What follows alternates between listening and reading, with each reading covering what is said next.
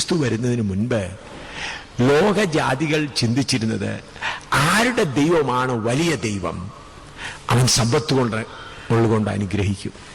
അപ്പോൾ യഹോവയായ ദൈവം അബ്രഹാമിനും മറ്റുള്ളവർക്ക് സമ്പത്തുകൾ കൊണ്ട് അനുഗ്രഹിച്ച് വെളിപ്പെടുത്തി, ഞാനാണ് ഏറ്റവും വലിയ ദൈവം. അതുപോലെ അന്ന് ആരുടെ ദൈവമാണ് ബലവാനായ ദൈവം, ശത്രുക്കളെ സംഹരിക്കും. അതുകൊണ്ട് ഇസ്രായേൽ മക്കൾക്കും മറ്റുള്ളവർക്കെതിരായി വന്ന സകല ശത്രുക്കളെയും സംഹരിച്ച് ദൈവം വെളിപ്പെടുത്തി, അവനാണ് വലിയവനായ ദൈവം. എന്നാൽ പുതിയ നിയമത്തിൽ വന്നപ്പോൾ കർത്താവ് പറഞ്ഞതാണ്, കിട്ടാനല്ല നിനക്കുള്ളത് എന്ത് ചെയ്യണം, ഭൗതികമായാലും കിട്ടാനുള്ള ഭൗതികമായി നിനക്കുള്ളത് എന്ത് ചെയ്യണം, ത്യജിച്ചാലേ നിനക്ക് എന്ത് ചെയ്യാനൊക്കെയുള്ളൂ. അതുപോലെ നിന്റെ ശത്രുക്കളെ നിന്നെ പോലെ തന്നെ സ്നേഹിക്കണം. ഒരു ചകിട്ടത്തടിച്ചാൽ മറ്റേത് കാണിച്ചു കൊടുക്കും. രണ്ടും കൂടെ വ്യത്യാസമുണ്ടോ പറഞ്ഞാട്ട്? പഴയ നിയമ അനുഗ്രഹങ്ങളും പുതിയ നിയമ അനുഗ്രഹങ്ങളും തമ്മിൽ വ്യത്യാസമുണ്ടോ? ഇത് മനസ്സിലാക്കാതെ നമ്മൾ അബ്രാഹാമിനെ അനുഗ്രഹിച്ച ദൈവമേ എന്നെയും അനുഗ്രഹിക്കണമേ, അബ്രാഹാമിന് കൊടുത്ത പോലെ എനിക്കും കൊടുക്കണമേ കർത്താവേ. സഹോദര, രണ്ടും രണ്ട് കാലമാണ്. അന്ന് ഇസ്രായേൽ മക്കൾക്ക് ദൈവം കൊടുത്തത് ഈ ലോകത്തിലെ കനാനാണ്. നമ്മൾക്ക് വേണ്ടി കർത്താവ് പറഞ്ഞത് നിത്യമായത് പുതിയ യെരൂശലേം, അവനോടുള്ള നിത്യവാസം. നിത്യവാസമാണ് നമുക്ക് വാഗ്ദത്തം പറഞ്ഞത്. അതുകൊണ്ട് എന്ത് ചെയ്യണം, ഈ ലോകത്തിലുള്ളത് നീ എന്ത് ചെയ്യണം, തിരിക്കണം. ഞാൻ ചോദിക്കട്ടെ, അബ്രഹാമിന് കനാൻ കിട്ടണമായിരുന്നു? നല്ലപോലെ ശ്രദ്ധിക്കണേ.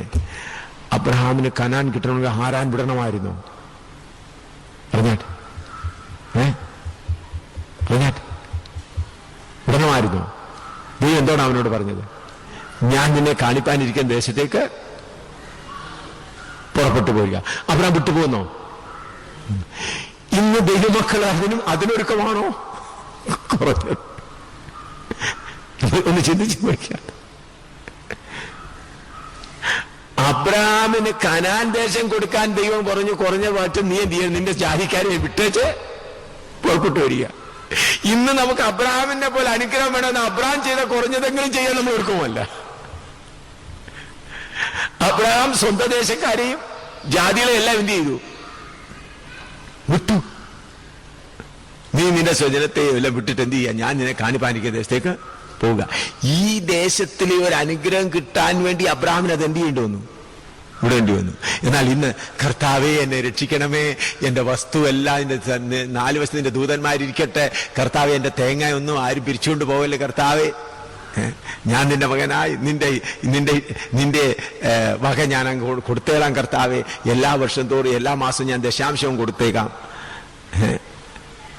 പ്രിയമുള്ളവരെ, ഇങ്ങനെയുള്ള പരിപാടി കൊണ്ടൊന്നും ക്രിസ്തുവിന്റെ ശരീരത്തിന്റെ അംഗമായി തീരുവാൻ കഴിയുകയില്ല.